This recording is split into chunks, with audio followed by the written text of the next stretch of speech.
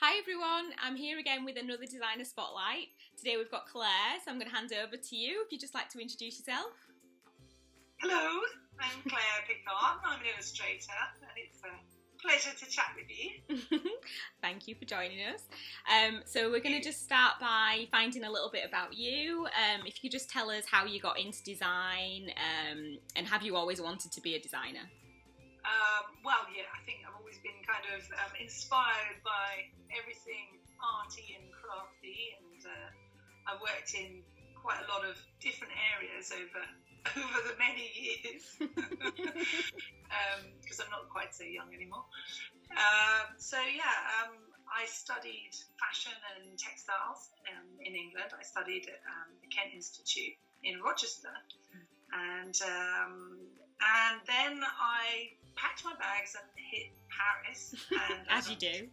Yeah, and got a job there as a fashion designer for a lingerie trend company, and which was a fabulous experience, really excellent experience, where I kind of learnt to observe things and to see what was going on in all areas of design. So that was for me the best time ever, because you can it was like continuing my education, really. Yeah. At the same time earning money to do.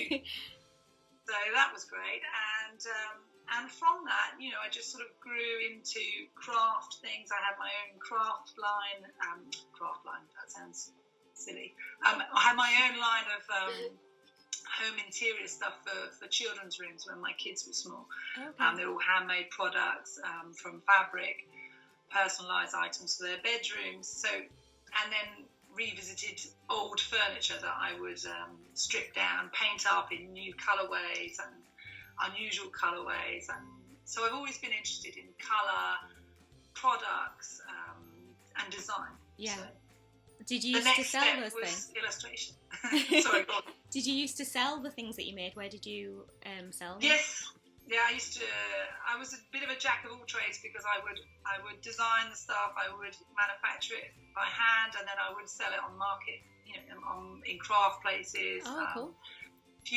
A few boutique-y kind of shops in Paris, and then on market stalls and at craft and designer markets and Christmas markets. Mm-hmm. But that takes its toll after a while. Mm-hmm. and then the recession hit as well. So I decided that I would go back to my first love of drawing, really, and explore that a bit more. And then I enrolled on the maths, Lila Rogers maths class, and it sort of took off from there, really. Was it an easy decision for you to go back to drawing and taking that route?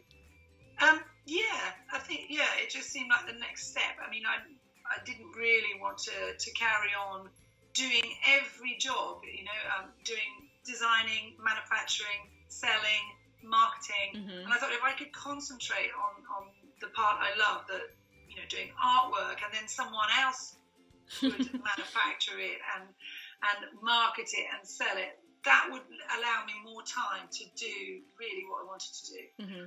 But having said that, that's not kind of how it worked out, because obviously as an artist now, I'm kind of trying to self-promote, trying to teach, so I am still doing a myriad of different things, but like yourself, I'm still really enjoying it. I mean, this is now 4 or 5 years on, so from maths, so it's still passionate about it, so that's great. Oh, fab. So could you talk us through an average day in your life or week in your life? Yes, I'm normally in here, which is my office studio area. I work from home, and a typical day would be sitting down after I've dropped the kids off at school. I'll look at my computer and I'll catch up on things that are going on social media. I'll look at my Instagram account, check what's happened during the night, because there's all the Americans that sort of ding ding ding during the night. Then I'll have a quick look on Facebook. I'll catch up with some of my illustrator friends that I speak to every day, which is fantastic. I mean, we always have a little chat in the morning, say morning to each other, and then later on in the day, we'll kind of show each other what we're working on, which is invaluable. It really is. It's a wonderful, wonderful thing. Then I'll start work, and I'll carry on most of the morning.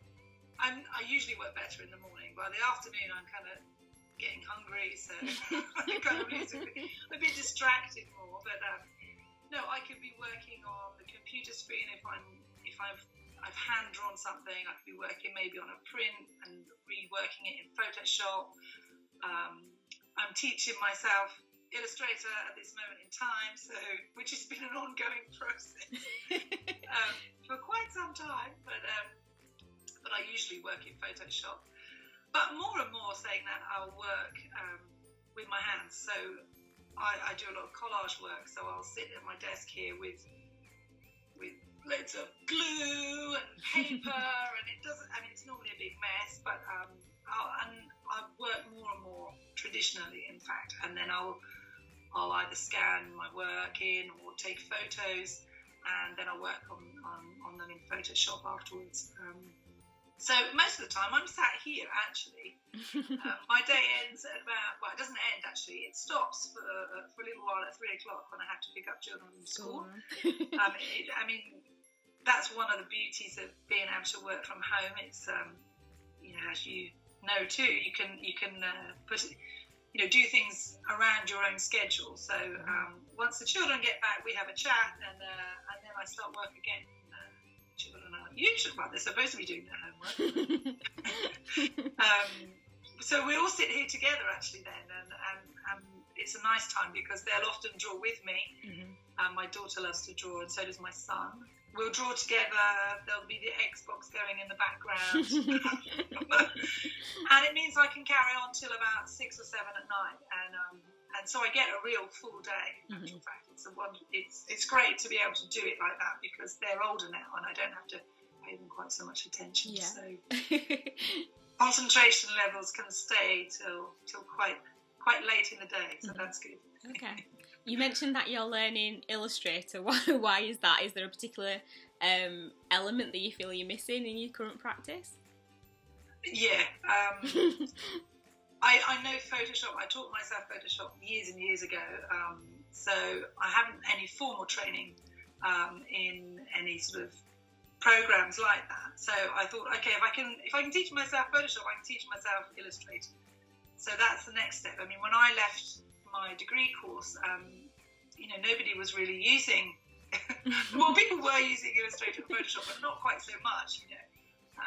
I think I'd only just got. This is going to show you my age now, but I'd only just got an email address when I left my degree course. So, and that was quite a major step towards computers. So we were sort of the first.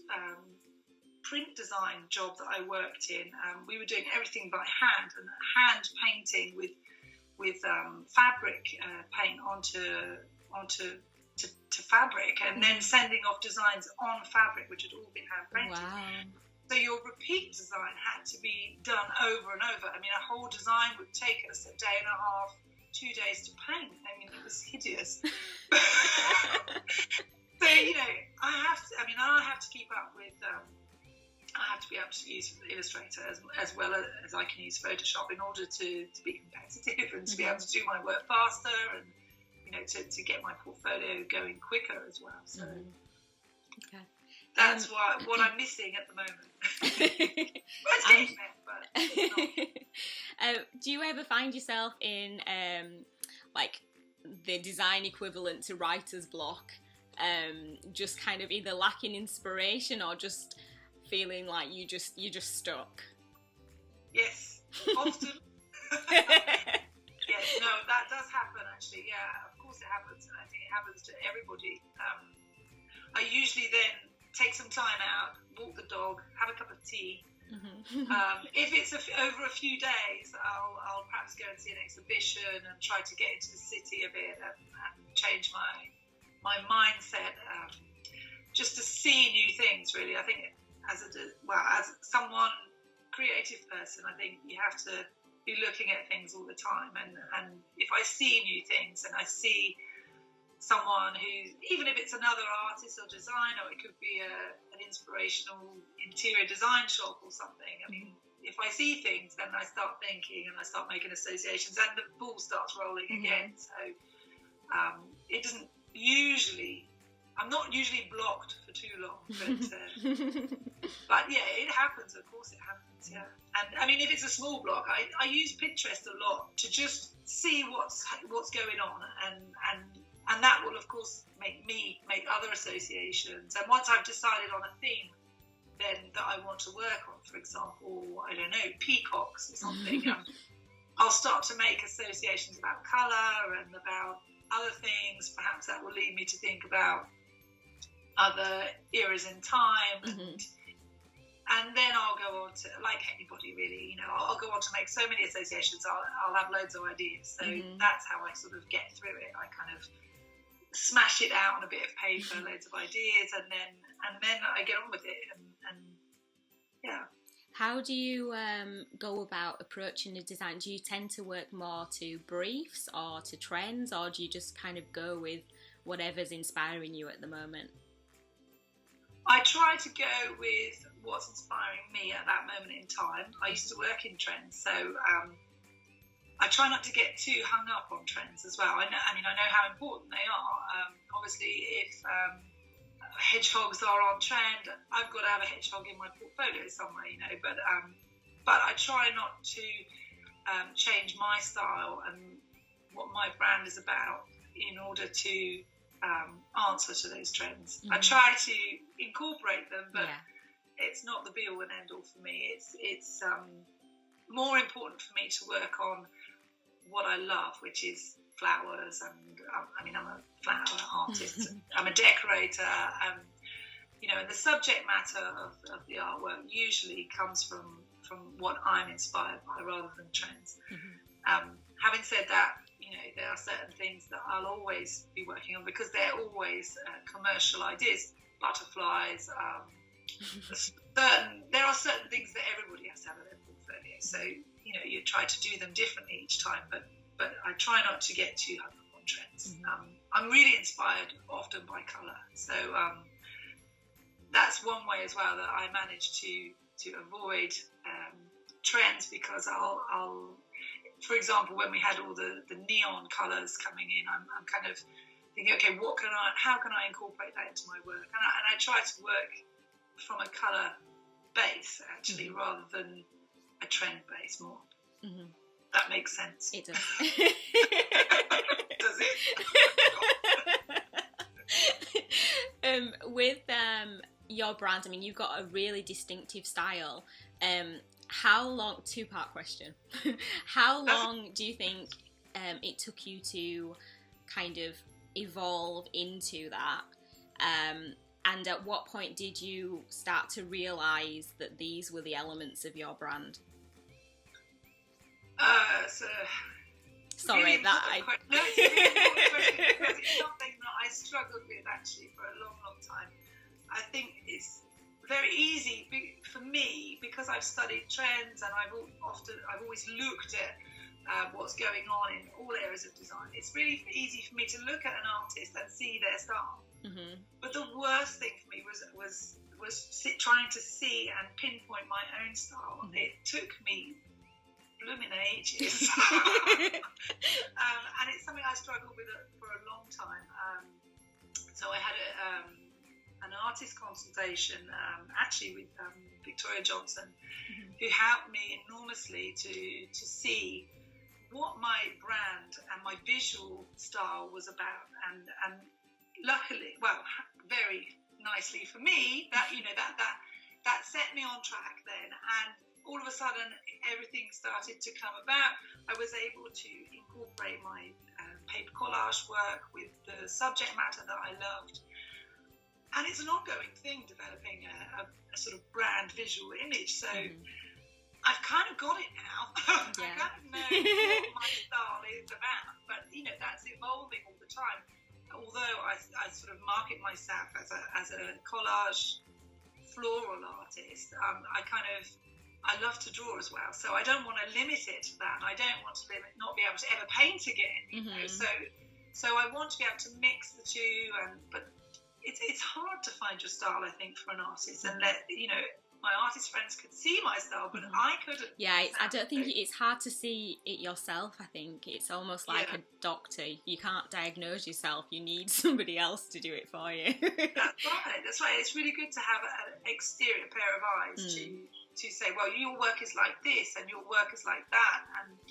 And I found with my Vicky, with the consultation, that helped me enormously to have someone else's viewpoint on what my style was about. That helped enormously for me.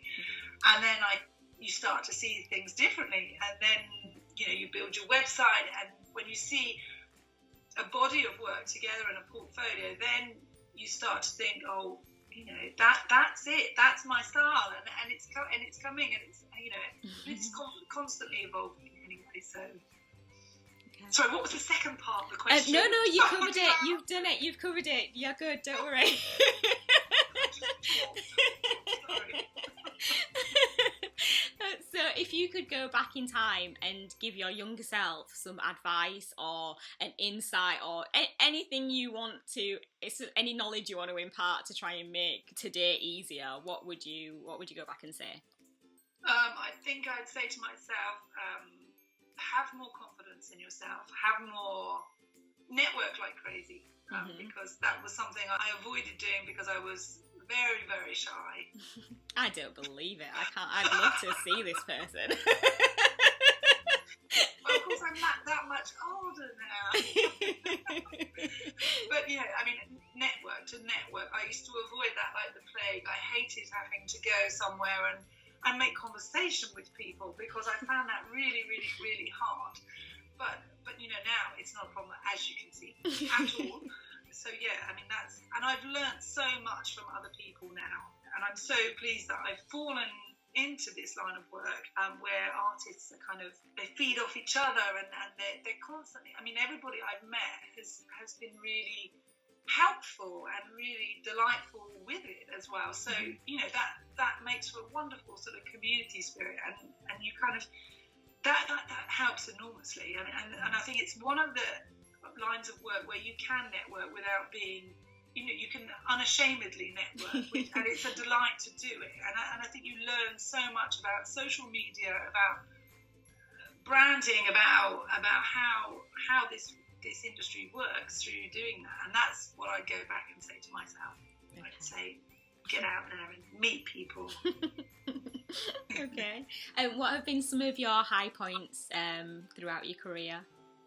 Wow, I'd say recently I came in as runner-up for the Rapturous cushion competition. That was great. That was wonderful for me because it put my stuff onto cushions and home interiors and things like that. It's something that I've always been interested in, and it was really good to see that on a website. Well, it's not yet on the website. It will be soon, but that was a wonderful boost, as these kind of things are. So that was a wonderful point.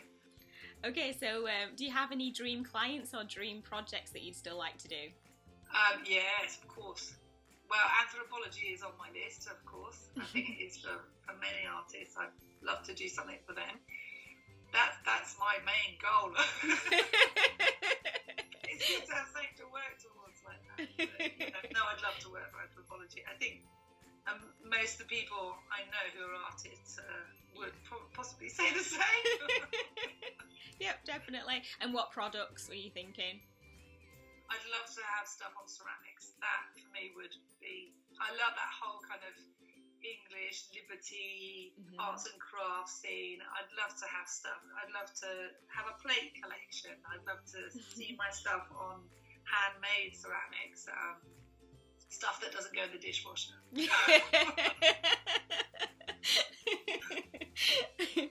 Okay, if there was a kind of restriction put into place where you can only have 3 items or 3 tools in your design possession, what would you go for?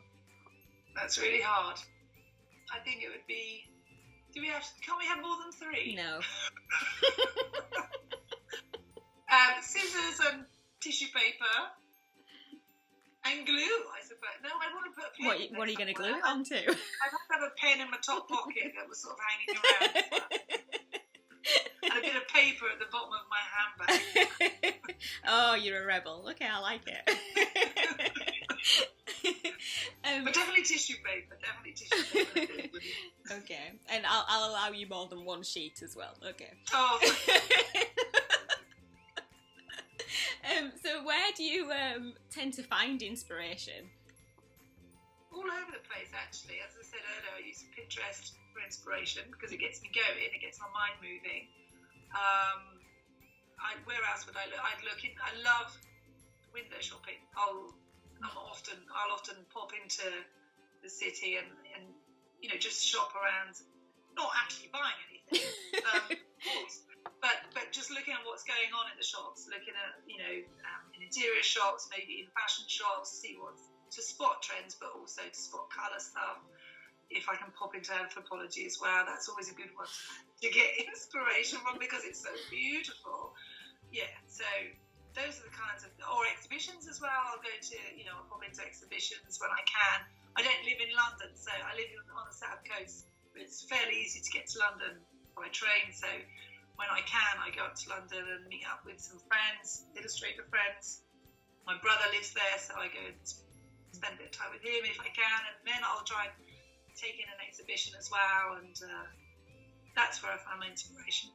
I've always got a notebook with me, so I'm kind of taking down notes at all sorts of trade fairs and things like that, but that's basically where I find the inspiration, is just by observing and looking, and then when you get back behind your desk, you've got all those sort of little words written down that you can then start the creative process going and think, well, how can I use that, or how can I develop that, and how can I make that novel and new and interesting? If that's happening already, how can I change it for the next step on and try to be a bit ahead of the others, or give a different viewpoint through my artwork on a certain subject or trend or theme.